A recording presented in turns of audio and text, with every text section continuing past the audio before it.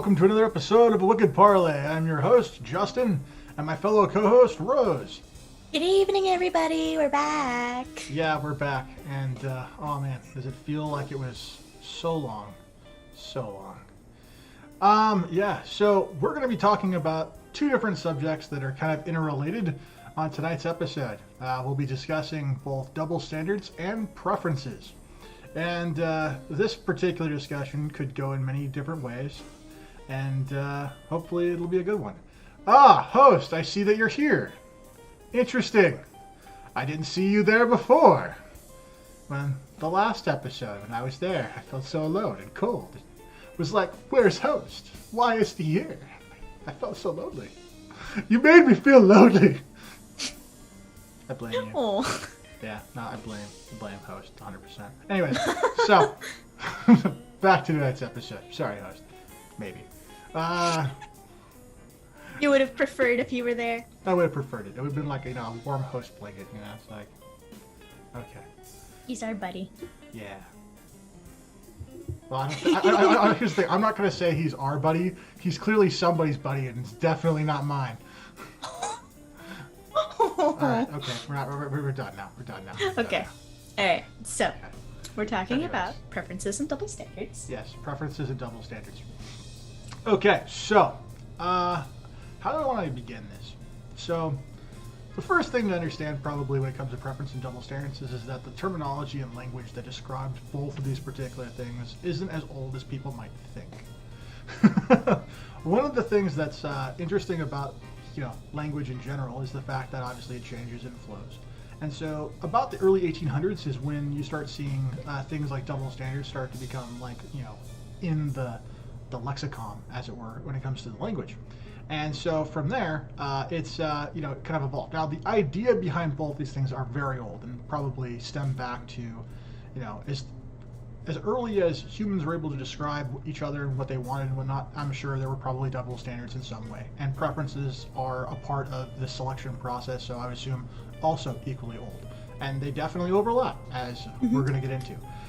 So the first thing I kind of want to jump at is I want to go over the definition. So, Rose, would you be cool enough to throw up the definition for preference? Yeah, can do that. Cool. Boom! Preference. It is a noun. It's listed up above. Definition of preference. The act of preferring, the state of being preferred, the power or opportunity of choosing, one that is preferred, the act, fact, or principle of giving advantages to some over others, a priority in the right to demand and receive satisfaction of an obligation. Okay, so upon reading those particular things, there's a couple ones that I think that I definitively identify with. Okay. I think the two that is definitely the power of opportunity of choosing and the idea that one that is preferred. Those two notions to me make the most sense when it comes to the definition under preference. What about you, Rose? Which one jumps at you as the primary definition that you kind of like speaks to you? For me, whenever I think of preferences, I think of definition 2, one that is preferred. Like a preferred choice, whether that be food, clothing, recreational activity, subject matter. So it's the choosing element of preference that you identify with. Okay. All right. I think that this is going to be something we're going to come back to later. It's very interesting. Bye-bye definition. I'll see you again later. Bye-bye definition. So can you pull up the other definition, please, for a double standard? Bum-ba-da-da, bunk. So, a set of principles that applies differently and usually more rigorously to one group of people or circumstances than to another. Okay. So, this is probably where some people might start to get a little upset. But I think that double standards are a good thing. I think double standards do something that is necessary for social order, and that double standards get this negative rap that is sometimes understandable, but I think sometimes it has something else that goes on that gets pegged as negative, but really it's just a byproduct of something else that is probably less negative and more neutral. Okay. So we'll jump back into that in a little bit as well. Okay, so yeah, I'd love to hear you discuss that a little bit further, because that's one of the views that I haven't exactly heard before. So yeah, I'd like to hear more on that later. All right, cool. Well, after I get into the next bit, then you can ask me that again. All right. Yeah.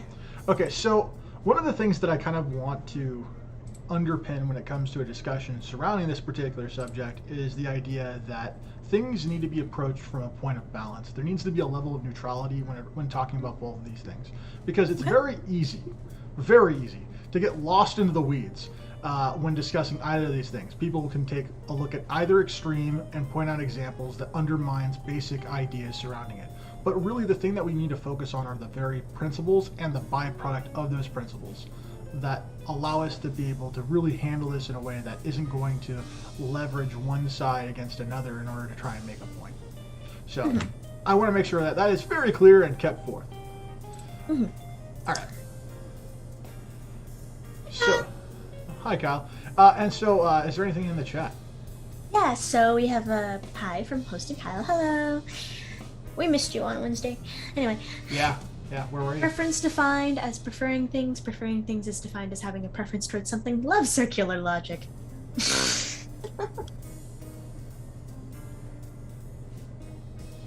Okay.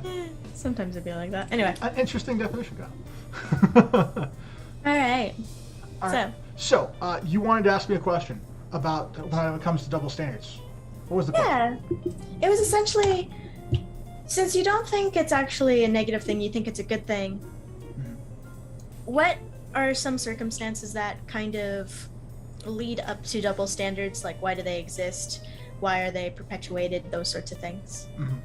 So, when it comes to double standards, I mean, the obvious one is that the positives that people may not consider are the outcomes of certain double standards. Sorry. Distracted. It's like, no. Yeah, I know. Easily distracted. But when it comes down to it, is the overall outcomes. The outcomes typically have connotations that are applied to them that don't necessarily hold true for all people.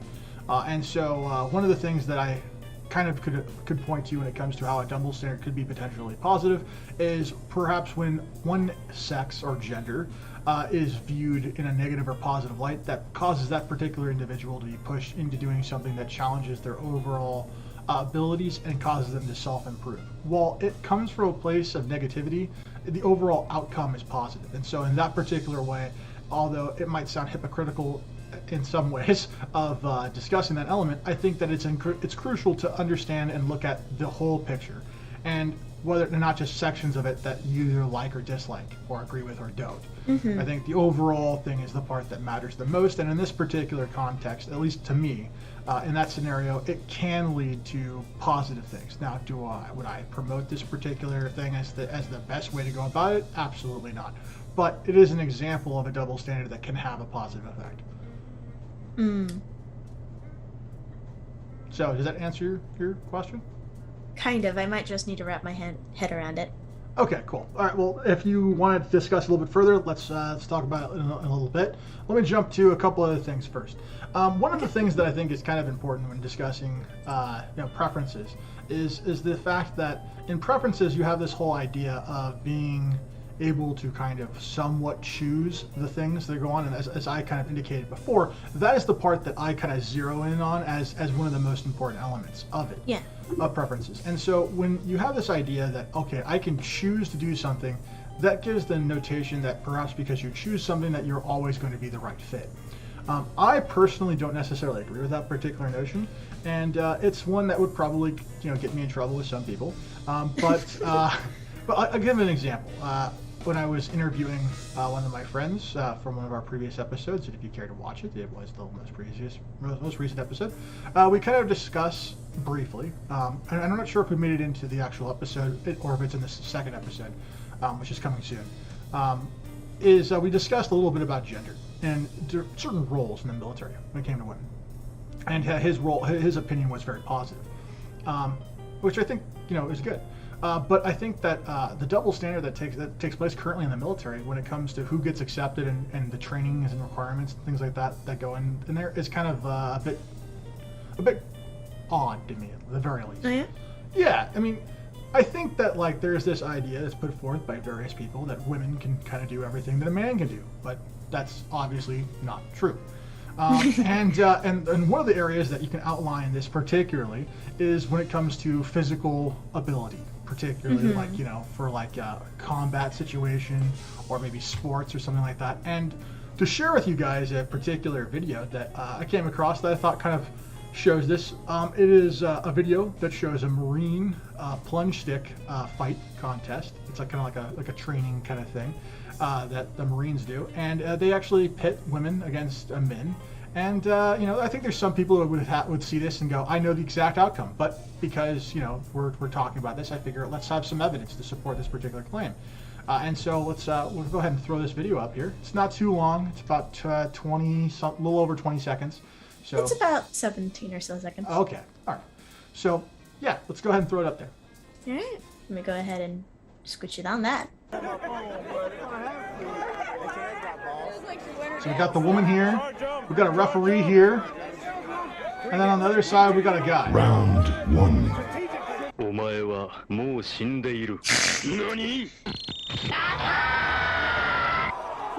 Okay, Woo! so for that particular little video right there, it clearly shows that the guy not only had the physicality to be able to cross the field faster than the woman, who was prepared to do it, but also, surely showed the level of force that they were able to apply to one another. And although it's a little silly, when it comes to the whole animation thing, it does show just how much of a difference there is when it comes to brute force of what a male can put together versus when a female what they can muster. Not that they can't, physically fight someone. There's plenty of women out there that can just kick my ass, and I'm a giant. So, like, I'm not saying it in that particular way, but to me, I think that, like, in the military, what I'm trying to get at is that, like, some women have lower requirements for the PT part, the physical training, in order to get in. Like, they have, less amount of requirements, we'll say, or the requirements are laxed to allow for more women to enter because they were failing and washing out. So it's kind of an important thing to kind of note. So when it comes to this particular thing, did you have anything to say about this, Rose, or you kind of not shocked? Not too overly shocked about that because, like, I've done something similar to that, where the only reason I won was because I used surprise and kind of did some mischief. Getting around the strength thing, because I knew in a one-on-one fight, if I was just pushing, there's no way in heck I was winning against my opponents. So I had to resort to some crafty stuff. And then when I saw the video, I saw her pause, and my first thought was, oh, it's over for you. Yeah, deer in the headlights. But as soon as I saw the male still charging and the female like slowed to a stop, I immediately thought, you're getting bowled over, and there's nothing you can do about it. Yeah, and because her feet weren't even like properly set to kind of tank a hit. And honestly, for the people out there who are interested in watching the whole clip, it's about a minute and a half long total, a little less than a minute and a half, and we'll throw it in the description. And if you want to throw it in the chat too, just so that way people can look at the whole thing if they want to. It's real short, but it's kind of interesting. I mean, like, you see like multiple different angles by which the attacks are approached, and in each time the woman is overpowered. And it just kind of shows that, like, there is physical difference. Ideology only goes so far, and so, like, that's one of the things that is really important to understand, I think, and that there's nothing wrong about having the opinion that every person should have a place in society. But I think that the idea of forcing a particular position is the part that I think is wrong, and the part that I disagree with entirely. And so when double standards exist that allow individuals to be able to usurp the basic rules, it undermines the integrity of the individuals that take place inside there, and it disrupts the entire order of everything that was established before it. If we want everything to be equal, then have the same bar for entry for everyone. I think that's the fairest way to approach it. At least that's my opinion of that particular thing. Okay. So without that, we'll talk about that a little bit more, I guess. But let's jump into the game, because we're gonna play. I'm gonna play a game, and that way you guys are more than just seeing me stand here and looking at the beautiful waterfall, because I know how interesting that can be. And I'll be in charge, and myself and other moderators will be in charge of the chat. Excellent. And let me know if anything gets said in the chat that We do have a couple of things. All right. Well, let's set up the game thing first, and then Sure. we'll talk. We'll take a look at the chat. All right, and then let me go ahead and help you with this here. Okay. All right. All right. So what's the chat saying? So right now the chat is saying, let's see. Kyle says, I think the combat in the military example is more of a cultural thing, valuing certain fighting styles that emphasize strength rather than dexterity. There's also a lack of appropriate training for women who tend to freeze rather than fight in these situations. That's that myth. Those are both. I think those are both myths, unfortunately. What makes you say that? Well, it has to do with the fact that the physical training. Well, okay. So first of all, let me backpedal a little bit further to explain my entire thing. So I have actually discussed with both Marines, Army, and Air Force personnel when it comes over to procedures. So I'm not part of the military ever. Never been a part of it, but I know plenty of people who have, and I have discussed at great length the procedures that are normally in place for the average individual. All right. And so when it comes to the physicality, preferences for fighting, and all those other things that were just mentioned, it's a level bar. It's like in essence, for the most part, right? Like outside of the requirements to get in, all right, that's the part that they kind of lower for women. What the expectations of everyone are more or less in alignment. So, in some ways, certain branches of the military have different expectations, but an example of the preference for fighting, the fighting styles that are taught in most arms of the military are pertaining to the areas where they expect to see combat. So, if you're in the Navy, you're not going to learn jiu-jitsu. You're not going to learn some sort of, jungle-like fighting. You're going to learn fighting techniques that are for, close combat in a ship setting. If you're a Marine, then you're going to learn a bunch of different martial arts and different defensive and offensive and disarming techniques that are used for actual fighting. So the ability to be nimble and to be able to maneuver is a requirement of basic physical fitness that all people are expected to be able to meet some level of criteria. Like I had mentioned before, women have the bar is lower slightly, enough for it to be unfair in my mind. But not so much so that they don't still require a level of physical fitness that is different than the normal level of physical fitness that a person or an average citizen would be exposed to.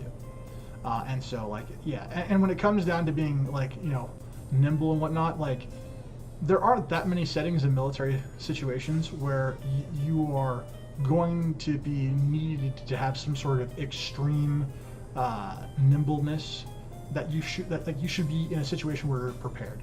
You never want to be away from your group, and so if you're nimble and you're trying to outrun your own team that's supporting you, then you're jeopardizing yourself and your team by doing so.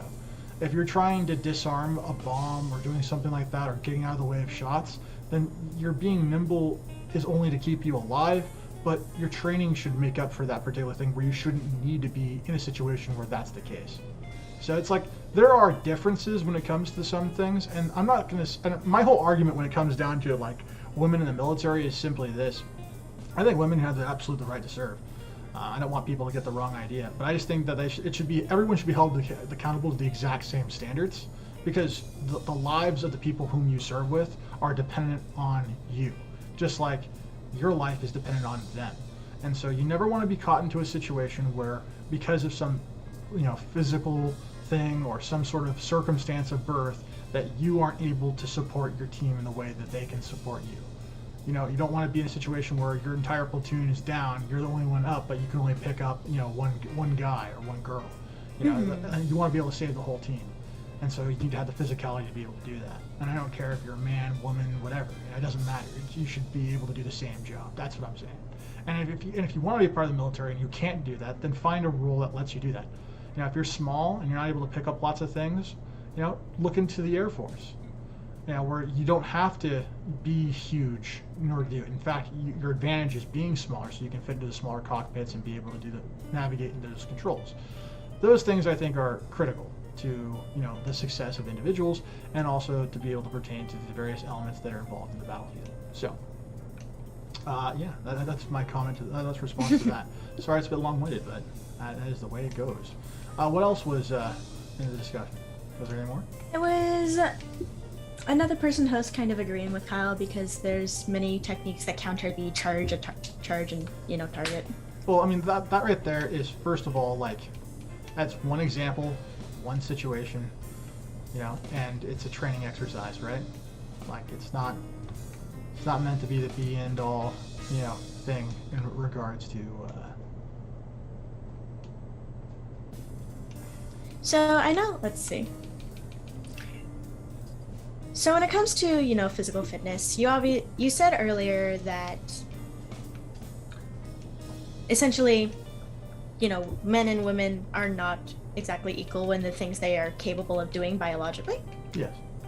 And then, so what do you think people kind of expect when it comes to differences in gender and whatnot? Like, I think it when it comes depends. to physical. I think it depends on the person. I don't think that, like, there's like one preset notion that goes, okay, cool. So every single thing that goes on is all okay. So automatically, because you're this gender, this is the assumption. Like, I don't think that, like, that's necessarily always the case. I think it's dependent upon the society, the culture, etc. So Yeah. So. like that'd be my main thought. I just think that, like, when it comes to, like, double standards, like, I think that, like, in the West, particularly in America, because I think that's the area that we need to focus on the most, since, you know, we live in America right now, for those people who don't know, and I'm only really qualified to speak about where I live, so I'm not really like, I don't want to be like, yeah, I'm talking about, like, Europe, and be like, yeah, well, you know, they do these things. It's like, yeah, I don't really know. It's like, I don't live there, couldn't really say. But what I can say is America, and what I can say specifically is that we have a tendency to, I would say, to be somewhat sexist against men when it comes to certain things, and we have certain expectations of both genders, and when those expectations aren't met, there are all sorts of little nasty double standards and other things that kind of creep in to ostracize and create problems in people's lives. Mm-hmm. So, like, what type of examples can you think of? Well, let's take a look at, like, fat shaming as an example, right? Okay. Okay, so when a woman, or I guess we'll call it body positivity, because that's what the PC police would want us to call it. Essentially, you have, you know, when women are kind of like heavier set, right? They're told that they're beautiful, that they're great. But when a guy is heavy set, right? It's you know, you need to start, you know, eating better or something, you know. And it's a silly double standard, because at the end of the day, it's like both people should be treated the same way, you know. And if they're not, then, you know, what the hell, you know? Like, what kind of thing are we trying to teach to people? Is this like a behavior that you want to see continue? I personally don't. And so that's why I kind of like speak to it that way. I mean, like, in a more simpler way, like, I guess, like a less like attack way. Think of it like this, right? Okay. You ever seen like the mothers sitting down on, like, a park bench sharing photos of their kids, and sometimes they have like a picture of like their son, like, who is, like, you know, nude, and they kind of joke and look at, like, they go, oh, look at this pee-pee, hee, kind of laugh, right? Now imagine the exact opposite, right? Two dads, you know, and they're talking about, like, the genitalia of their little girl. Yeah, do you really think that conversation's going to go over the exact same way? Probably not. Yeah. Why would that be? I hate that. Probably society's views on the relationships between, like, the parents and the children, especially gender-based. I mean, like, that's one way to look at it. I think that that's... I mean, it's not the way I think I would look at it, but I mean, it's definitely a way you could look at it, for sure. Yeah, I mean, like, what I think about those kinds of things, I think that they're based on not just society, but it has to do with the way in which we think about the basic elements. It's like, how many people actually get the opportunity to really think about the actions that they take in any given day, right? I think Any given day? Yeah, in any one day. Like most people, I would imagine, I'm not going to say 100% this is the case, but I would assume that this is probably more likely than not. They do many things that they may disagree with, in time. If they were given, 100 days to work on something, here we go, we died. Yeah, so that's, if you were given like a number of instances where you could do something, I would be willing to bet that like you could recall multiple things that you wish you could have done differently. Mm-hmm. For instance, like I wish I hadn't died right there. It's just as a kind of like a little fun example. Yeah. But those kinds of things, small, mundane, little things, happen periodically throughout the entire day.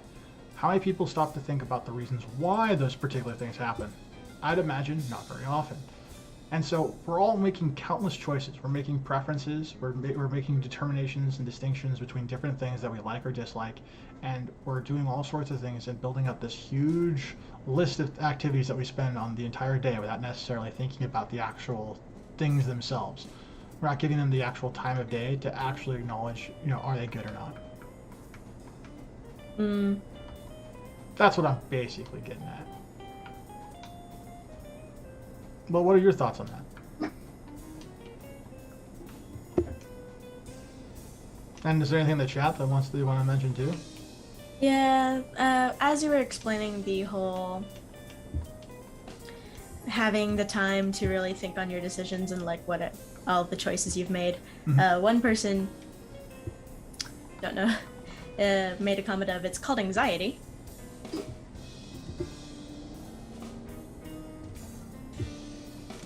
Because I know like some people do think more on their daily choices, which is why they take so often and are oftentimes indecisive. Mm-hmm. Because they're sometimes overthinking the scenario and whatnot.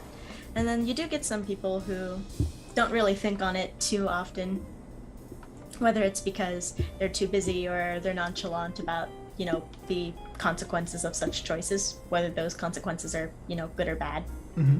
Not positive, negative. They don't really think on it. They just do. Yeah, honestly, like there's no, in my particular opinion, there's no wrong answer for this particular thing. Mm-hmm. There's just kind of is, you know what I mean? Like there's kind of like, this is the way things kind of end up being. Not saying it's right, not saying it's wrong, just indicating that this is the way things kind of can be, and it's okay. It's not the end of the world, Yeah. As long as for me, it's pretty much like, as long as if I make a mistake, I better learn from it. That's kind of my thinking on it, with the whole thinking on my choices bit. Yeah, anyway. There's some room. So there were three main subjects that we were going to discuss tonight. Do you want to get started on the first one of the three? The first one we've actually kind of already been talking about. Okay, yeah, I know. Which was the physical fitness bit. Well, I mentioned one thing about it. I didn't. Yeah, the Army training standards, and then what we expect from people differing depending on the gender. Well, that part we did go into. We only talked about one bit of it. And that's not the part that I wanted to discuss, technically. Well. Okay, so I guess since I said that, I'll just go into the whole spiel, itself. All right, so when it comes down to the particular expectations that are levied against individual genders and whatnot, whether that be, any of them, I don't want to go too thick into the weeds when it comes to those particular things, but I definitely think that the expectations given have to do with things varying from our society to our religious backgrounds to the way in which we were actually individually raised in the event that our communities didn't have a major role. I think all these particular factors affect the way in which we approach the situations that dictate certain expectations and allow us to be exposed to, say, some double standards and things. So, yeah, I guess we did kind of talk about a lot of it then. So it's fine. So I guess you're right. Yeah, look at that. All right. So, for preferences or double standards, how quickly do you think that people agree or disagree with a person depending on, their aesthetics, their looks? Well, I will say this much: people absolutely fucking like hate me and like argue with me all the time. And am I gonna say it's because I'm ugly? I'm gonna say, you know what? I sometimes I've thought it, but I definitely didn't. I don't know. I'm gonna say yes. I would say that the more beautiful you are, the more agreeable you probably are gonna be to other people, regardless of your views, values, and opinions. That's what I would think. Now, am I wrong? Maybe, but it has definitely not been the experience that I've had. It has not been one of, oh look, because I look this particular way, I had an easier time about something. Yeah, and that's assuming that I was good looking, right? And so, if I were to take the idea that maybe because I'm bad looking, I've had a rough time, then it sure explains a lot. So it's like, it's one way to look at it. I'm not sure though, overall though, like, if I was trying to be 100% not biased about any of it at all, which I'm trying to be fair to all perspectives, as much as I can, I would say that the reason why you might find someone be more agreeable is just because you're going to appear less threatening. And typically people who are less threatening are more beautiful, and because of those particular things, they have less things to go through. There's less barriers to entry for conversations, etc. So.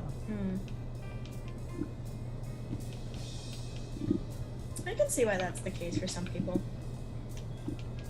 For me, it's kind of, it's gonna sound like a cop-out, but it kind of just depends on like who's the one who's doing the talking, and then who's the one who's either attempting to agree or disagree with the person talking. Well, let's be 1,000% real here, okay? Okay. All right. If you were, let's say you're in a grocery store, right? Okay. And someone's trying to sell you something, all right? Okay. If the person is good at doing their job, they're probably going to sell you on the thing that you want. And how would you measure someone doing a good job? Let's see. Probably how they're pitching it. Okay, and how someone pitches something, would you say that there's an element involved that would look at like how they look that affects the way in which they pitch it? That's part of commercialism, yeah. Yeah, so in essence, you would probably have the same. You'd be saying that you were just as fallible as anyone else when it comes to that. I'm not saying I'm not. I'm just saying like there are some people who would look past that. So. Okay.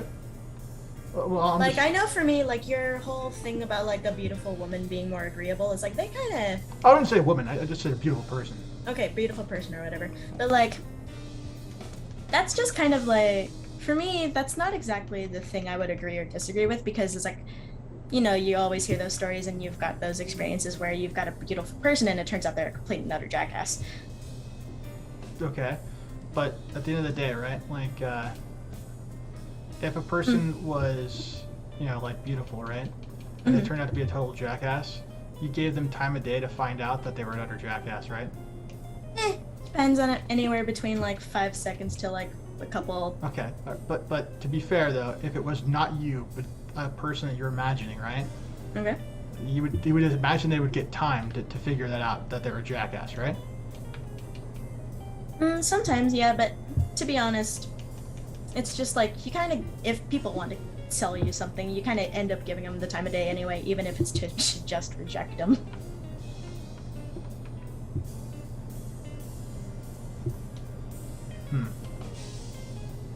It's like, unless you completely just straight up ignore them, you're kind of giving them some time of day, whether it be as minuscule as a couple seconds to upwards of like, days, hours, weeks. Perhaps. I'm not going to say 100% that I agree or disagree with that, because frankly speaking, I have no way of approaching that, honestly. Not in a way that would not be, at the moment, at least. Not in a way that would be fair, to be honest. Like that's the actual truth, is that like there's no way to approach it in a fair way, because we don't agree with that particular thing. And that's okay. Like it's not a big deal to disagree. But is there anything in the chat? Not at the moment. Interesting. Okay. Yeah. So, what do you think about, since we're talking about selling things, how about the different ways in which we market things to people, like the commercials, the different pitches? Oh, boy. I Yeah. can tell that's not a good one. About that. Well, all right. So when it comes to preferences, right? Okay, this is gonna kind of like go down like kind of a weird road. So just kind of strap in and enjoy the ride, folks. All right. So when it comes to consumerism, particularly in the United States, right? What group gets marketed to the most? What demographic do you think of people get the most commonly get things attempted to be sold to? Just based on the commercials I've watched before. Yeah. I see a lot of commercials when it comes to women products. Yeah, that doesn't shock me, like, at all. Why do you think that might be? Probably. We are relying on potions. Oh, nothing. Oh, relying on potions? Yeah. It's probably, if we're going, probably impulses, emotions. I would say it's because they're the largest consumer base. Would be my reasoning behind it. Well, why? I think that women and children obviously are probably the ones that actually get sold the most things, because they're the ones that are more likely to actually ask or buy something for themselves. And so because you have that particular group, it dictates everything from terms to what gets sold. And so like when you flip through like a Target ad, right? Yeah. The first thing you're going to see are probably going to be clothes. And you might be like, well, why does clothes matter? It's like, well, clothes matters because that's how they determine, what's going to sell. They're going to put what's going to sell the most in the front of the ad because they know that it takes time for people to actually go through and read their ad. So why would we want to put the thing that's going to most likely to sell at the back of the magazine when the thing that's that's actually going to move it needs to be advertised? Yeah, pretty much. It's like you don't hear about the car that nobody wants. You hear about the car that everyone wants. Yeah, I have to search pretty far in when it comes to electronics. Yeah. Because they know a targeted audience is going to be interested in those particular things, but everyone needs clothes. Yeah. At least you think everyone needs clothes. So, and the reason why I say that is because it's who buys clothes. Well, typically speaking, women buy clothes more than men. I'm just remembering a couple of my friends. Goodness. Anyway. Yeah. What about your friends? So many shoes. So many shoes. So many shoes, huh? Mm-hmm. How many shoes is so many shoes? Just out of curiosity. There's a closet full of them. A closet full of shoes. Yeah, just shoes. There's like a carousel of shoes. A carousel of shoes. Yeah, like the carousel is like definitely taller than you. What the fuck? The carousel. It's over 6 feet tall. Yes, it goes to the ceiling. Oh my god. And it's like if I had to compare it to something relatively standard in a household, I'd compare the base of it to like one of those kitchen islands. That is really, really, really, really creepy. I honestly. And I'm pretty sure it's actually. Why do they need so many shoes? Like. They just like shoes.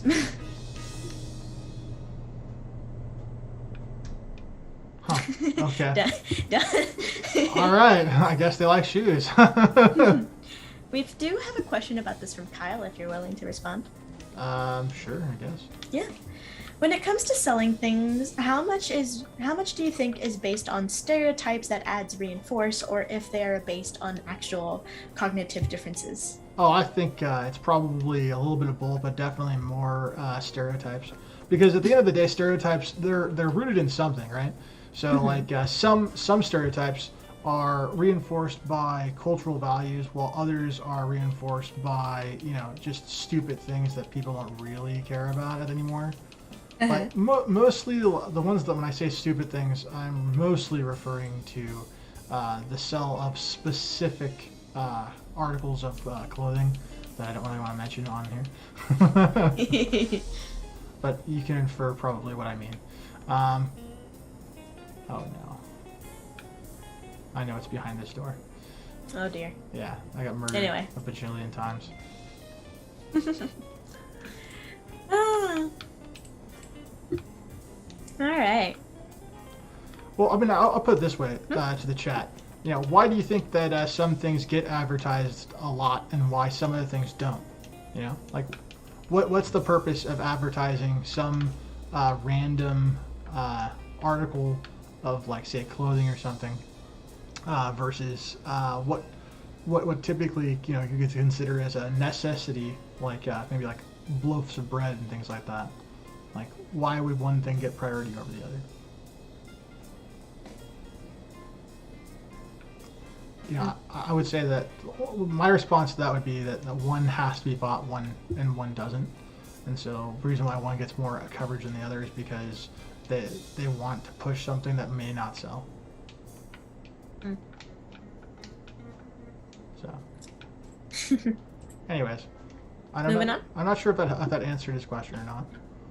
But Hopefully. yeah, if it didn't, I'll be able to read if it does. yeah, if it does not. didn't, we'll go back to it. Yeah, we ended up getting a response when it came to the army explanation, so it explained that one in the past. Okay. So, yeah. Cool. All right. So, if we want to move on to the next bit, Yeah, let's go to the next bit. yeah. So obviously, men and women kind of have different body preferences. You can ask like I'm different not. people. I don't think that's actually the case, to be honest. Oh yeah. No, I think that I think just men are very honest and women are not. Like that's what I actually think. I think that that's probably more accurate. I'm But- just reading. What you're reading? What? No, just Oh, the prompts. oh, gotcha. Okay. I know. Oh, Kyle, we're sorry. What's wrong with Kyle? They said it doesn't really answer the question, but it doesn't matter, so no worries. No, that's fine. Like, I take another stab at it real quick, and we'll circle back to this particular question in a moment. Okay, so let's read me back Kyle's exact question again. Yeah.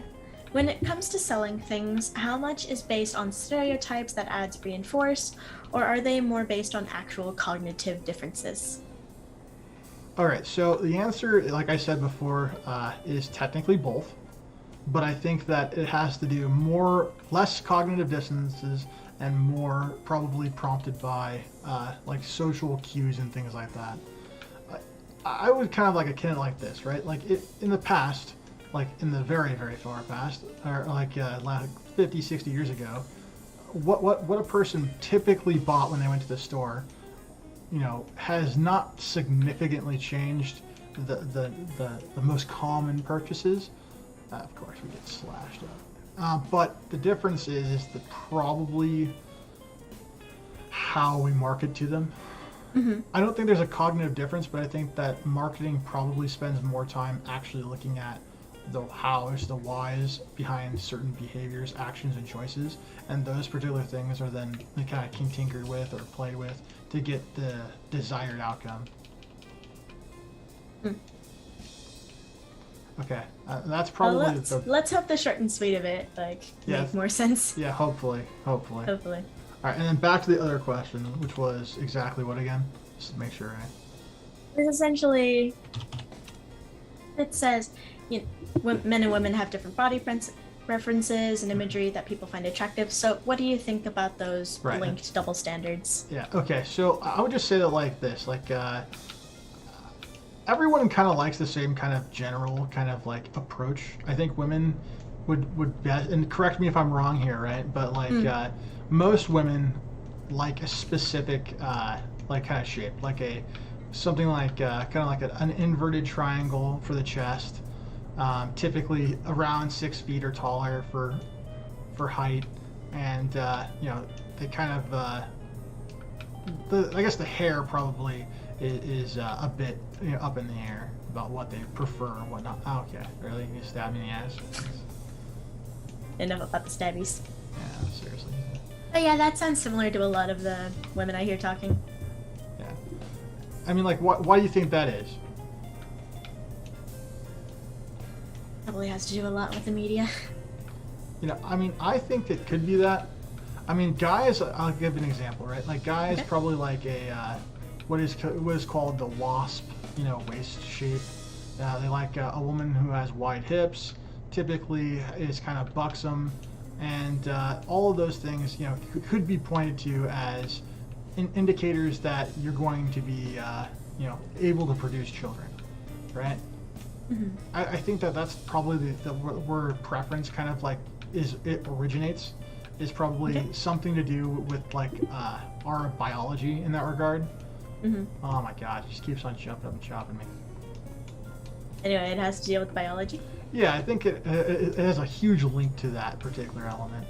I don't think that that I think women have the same exact thing, but I think that media today portrays something very different. Oh yeah? Yeah. Like, I think that like you're kind of almost like assuming that every guy has to be this like, you know, like movie star, you know, super, you know, like good-looking individual, when most people aren't that way. So. Yeah, I know we've talked about, you know, movies and media over-exaggerating and making expectations that are not realistic. Yeah, like super not realistic. Mm-hmm. So, don't get me started on rom-coms. Yeah. Well, yeah. I mean, don't get me wrong. I love a good rom-com, but man, that's there's some problems with those. Okay. Yep. So I remember the staff mentioning about this social experiment about both a heavyset male and a heavyset female, both in running gear. Right. Yeah. Both of them were faking a sprained ankle. Yes. And then recording the time it took for either of them to get any help. Yes. So yeah. do you want to explain that in more detail? Sure, we can kind of go into that a little bit, I guess. All right. So there was a study that was done that took a look at how quickly people respond to people who are in danger. Mm-hmm. And there's a whole bunch of like, you know, articles and things like that kind of like say things like this, but like this was one of the more recent studies that kind of like actually demonstrated it in like some sort of, I'll call it credible way. Yeah. That pointed out that essentially that women had an easier time when dealing with something that would be considered troublesome, problematic, or requiring help. So they went to a couple different cities. I think there was San Francisco, Chicago, New York, and I want to say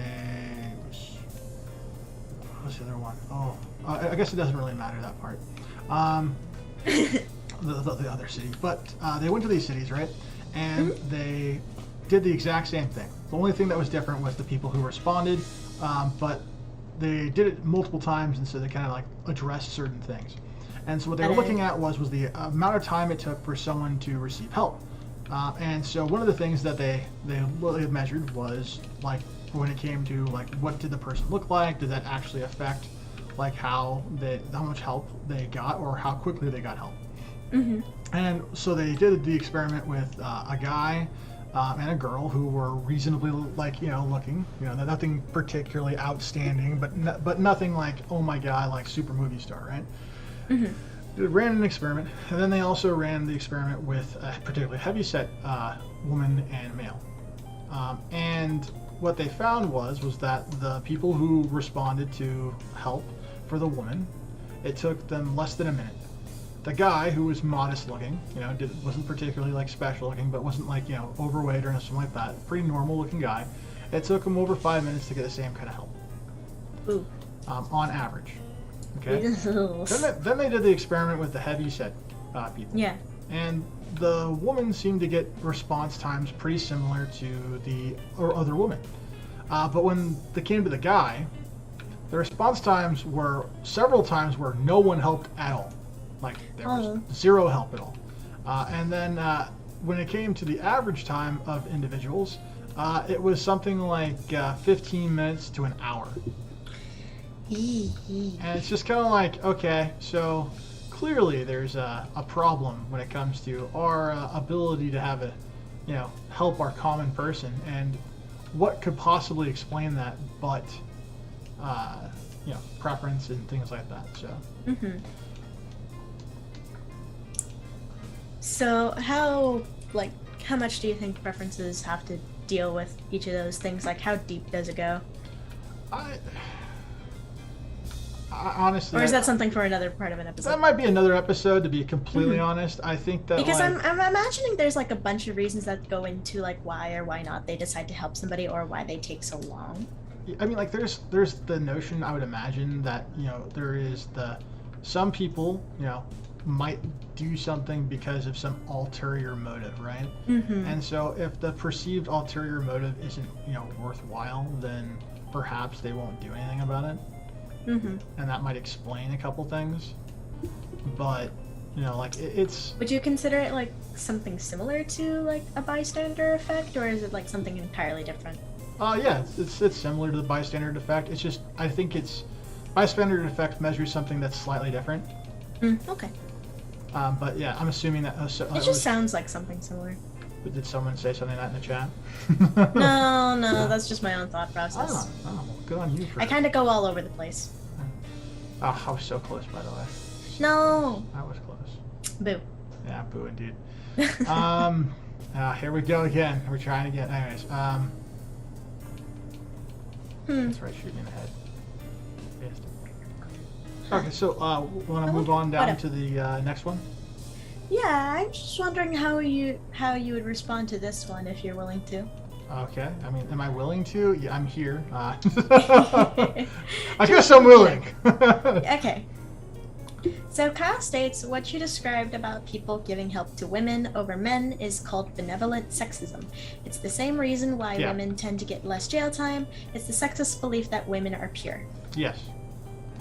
Okay. Yeah, that's 100% accurate. I didn't know, we've got some staff members where it's just like, Yeah, no, that's 100% accurate. That is exactly what's going on.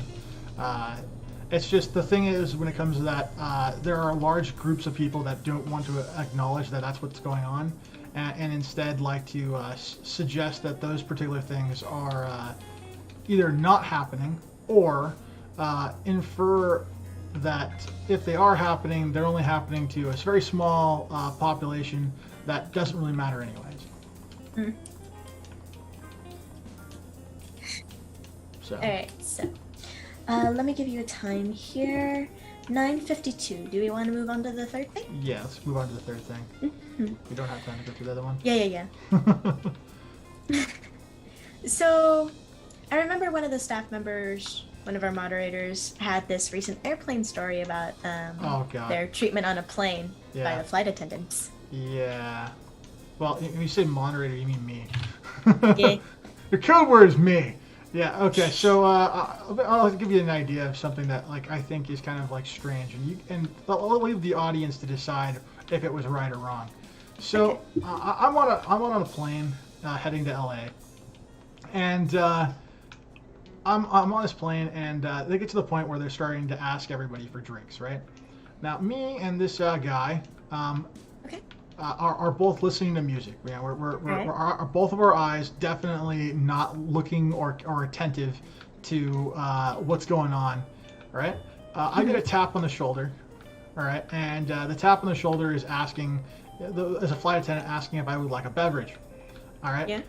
The other person is right next to me. I say I don't want a beverage, and the flight attendant just moves on right away. I have a quick question. Yes. Were you in the aisle, or were you in the window seat? I was in the aisle. And the person was in the window seat, right? Okay. So if anyone deserved to have the tap on the shoulder to be asked, basically fucking hell. No, it's not that, but it kind of is. It's kind of both. So the person, gets completely skipped after the person asks, what I want. The person just skipped. Went out of their way to ask you, but didn't bother. And if you had to guess, what would you imagine to be the gender and demographic of the individual?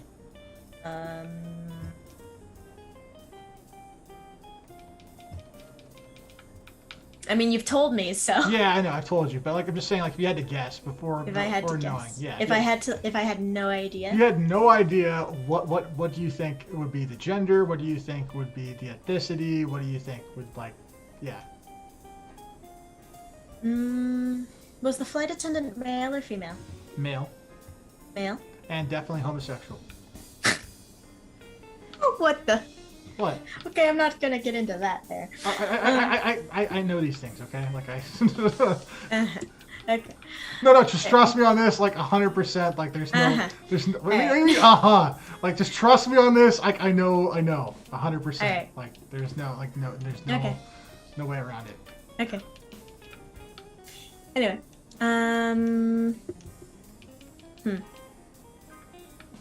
it kind of changes a couple of things because it's like, if they're homosexual, I don't know anymore. Interesting. Okay, no, because I was thinking if it was a female flight attendant, it's like they probably wouldn't want to. It was probably in their subconscious, probably something frightening about the person, and that's usually in society, or at least American society nowadays, a lot of that is geared towards men. Perhaps. So it's just like, that's my thought process. For guessing wise, it's a little hard to figure out the guess because I already know. Yeah. Okay, so for those who don't know, the individual was a guy, and the individual was African American. And to me, I thought this was like incredibly like stupid. I thought it was racist at first, and then I thought more about it, and I realized that no, it wasn't that. It was that, but it was also something else. And that other something else was the fact that like there was a preference for what the person felt comfortable, doing and saying. And apparently, I being a white guy, apparently non-threatening was okay. But this guy but not apparently like was not. The other guy who was in the same exact scenario. Yeah, it's like, I mean, like literally, we were both listening to music. We both weren't paying attention. We both did the same thing, and absolutely, completely different results. Mm-hmm. Oh damn. Yeah. So that leads into my next question here. Okay. So, we know your feelings about, how this flight attendant was acting toward this fellow passenger on the flight. Yeah, I like all people to be respected and hated equally. Yeah, so how do you feel about those who are bothered about people from other ethnicities, especially those distinct from their own? I would say that like they're stupid, and I'm calling them stupid because it's like, hello, it's like we're all fucking humans, okay? Like that's just the way it is. Sorry, you have a stick up your ass, and sorry you don't, you have this particular approach, but fuck you, basically. It's kind of like my thought process. And yes, we after a long struggle, we were able to clear this thing. God, I hate this. You can do it. Anyway. Oh, I just did. But yeah, so besides thinking it's kind of dumb or stupid. Yeah, they're stupid. Like I'm not gonna even like sugarcoat it all. They are 100% stupid. You judge a person. Why do you think this might be the case? Like, is it because society and its portrayal of these people from ethnicities? Do you think it's something like cultural wise, or what's causing these people to be so bothered by people from other ethnicities? It likely has to do with, at their core, some deep, dark prejudice that they may have. There's this common idea that I think that I keep on running into, and maybe it's just because I've been researching this shit out of a bunch of different things, and so it's like maybe it's just the way the research is kind of like unfolded for me. But yeah, there's like this notion that every single person has some sort of subtle hint or cue that dictates kind of like what they think, feel, and perhaps even act. And that the motives behind those particular actions are determined based upon how safe you feel or how connected you are to somebody. Mm-hmm. And I don't know, I guess I think that the whole notion of it is a bit ridiculous. So I don't know. Yeah, I know, I definitely don't like the different treatment. Yeah, I mean, I don't know, preferential treatment, like or like negative treatment. I mean, treatment that is different than anybody else. It just pisses me off for so many reasons. I mean, like, if everyone is supposed to be equal, right? Okay. Then the results for what you do should be equal. You know, there shouldn't be one group saying or being able to actually prove that you're being unfair to their group for whatever reason that they may say. Like, it just shouldn't exist. And if it does, then you've done something wrong. At least that's my opinion about that. Maybe I'm totally wrong, but I would like to think I'm not. Yeah. So we can go into that some other time. Yeah. I mean, it's like the problem when talking about this, and I'm sorry that, like, the episode, there's going to be a part 2, because we're kind of muddying right now, like, in my particular opinion, a few key talking points, only because, like, if we it's talk such a large topic. if we talk about them to the degree by which they deserve, like right now, this exact second, then we would be here for like 2 more hours at least. No thanks. If not way more, and that's just like our brief overview. Because really, what the core is it has to do with like underlying racism, in my particular opinion. Like there are all sorts of like these like bigotry and social cues that dictate what's okay and what's not okay, and that's what really it stems into. So without going into them too much, just know that I'm aware of it and that like we will talk about it to some extent in the near future. But today is not that day. All right. Yeah. I think the last one has to do with LGBTQ rights, right? Mm-hmm. All right. So, you know, how do preferences and double standards affect those in the LGBTQ plus community? I mean, I think it works both for and against them for a variety of reasons. I think that like one way it works for them is that by creating a bunch of stereotypes, it makes the less educated individuals feel more comfortable and more like they can understand and to some extent relate to people that they otherwise would have no other connection to. But I think it also creates some pretty harmful situations where people can get bullied, teased, or even inappropriately, harassed or abused because of these particular stereotypes. And I think that's something that not a lot of people probably recognize as an actual like direct issue, but to me I think it is. I think it's a big one, and one that should be really acknowledged more than I think it's being acknowledged in the public. And I think the reason for this particular purpose likely has to do with the fact that most people who are for LGBT rights are acutely aware of the fact that a large number of people have the capacity to dismantle or roll back legislation and laws that support and help out those particular groups. And since it's very easy for people to think of the dark things that they don't want to see happen, and so they might prepare themselves inadvertently for those particular outcomes and want to see that never happen, so they push back real hard. And I think that's where we're probably gonna.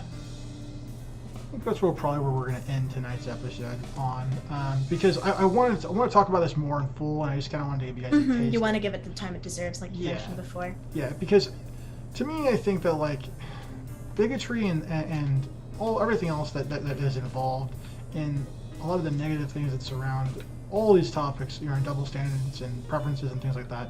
There are positive sides too, but I want to remain as neutral as I possibly can. And in order to be neutral and be fair, I have to be able to present both sides equally, and in a way that I think treats the subject fairly. So. Yeah. All right. So I think, is there any questions or anything in the chat before we wrap this up? Let's double check, shall we? All right. One of them was about the flight attendant. Okay. So I don't know if you want me to read that now. Sure, go ahead. Read it now. Go for it. Okay. So it depends on the company, really. Good jobs equals good flight attendants. There's other variables like maybe the attendant didn't want to reach over. Prejudice and preference do apply, but it won't account for everything.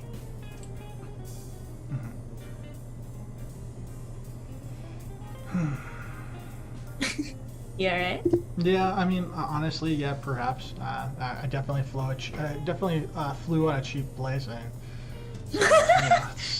What are you gonna do? It's Southwest, it wasn't, American Airlines or something like that. So. Yeah. So it was great reading the chat and being able to watch some dynamic gameplay.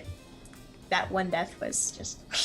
There's a bajillion deaths we're talking about. Yeah, no, there was a couple of those. I mean, you're talking about I was just proceedingly get murdered repeatedly, so hopefully, if you disagree. Less than in Halo. Yeah. Alright, so do we have any last minute announcements for our audience? Right I have a few things that I want to try and discuss. If you guys ever get a chance to watch the Wednesday episode, that was a pre-recorded episode. I'd like to get your guys' feedback on that particular episode. I'd like to know how you guys, if you guys liked it, what you guys maybe didn't like, what we could do better in the future, what we did do that you liked, because feedback like that would be really helpful, because there's going to be future episodes that are going to be pre-recorded like that due to circumstances from all the staff being. Well, quite frankly, they need a vacation. So at some point they're going to need to be able to rest. So that's something that's kind of necessary. Also I am looking for future guests and whatnot. So if you guys are interested in perhaps being a guest on the show, or know somebody that could be a good guest, please contact the show and get in touch with us at wickedparley@gmail.com. Next Wednesday, we got a kind of an interesting one that's going to be a little bit different than the typical thing that we talk about. We're actually going to be talking about the cosmos and just kind of general things around space. And, I'm going to try and perhaps... Something that might hurt my brain, but in a different way than current topics right now. Yeah, but hey, you know what? At least there's a mathematical inclination that we can use that you can kind of tap into. So you'll have a strong voice for when it comes to some of the things. So... Boy. Look forward to that, you guys. If you guys have any topics or suggestions that you'd like to see us cover in the future, or maybe topics that you'd like to see us revisit, send us an email or contact us, on Twitter or whatever you kind of feel like is good. Patreon stuff, we have stuff up there now, right? We have one thing on there, yeah. We have one thing up there. We're working. We have a whole bunch of things working on. We're all working on it. It's a work in progress. Yeah, but it is getting there. So hopefully, if you guys want to support us there, that would be great. And if not, don't worry about it. Still appreciate you guys just showing up. Have